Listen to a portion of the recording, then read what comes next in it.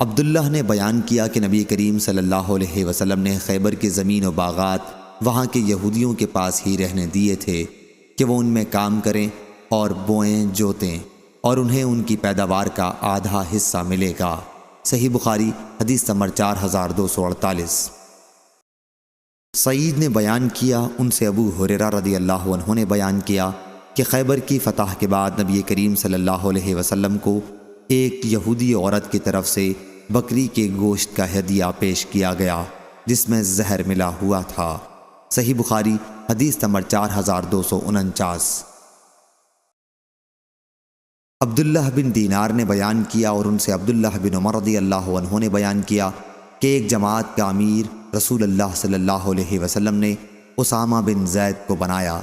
ان کی عمارت پر بعض لوگوں کو اعتراض ہوا تو آن حضرت صلی اللہ علیہ وسلم نے فرمایا کہ آج تم کو اس کی عمارت پر اعتراض ہے، تم ہی کچھ دن پہلے اس کے باپ کی عمارت پر اعتراض کر چکے ہو، حالانکہ خدا کی قسم وہ عمارت کے مستحق اور اہل تھے۔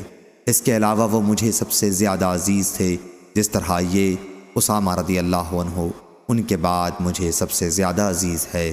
صحیح بخاری حدیث نمبر 4250۔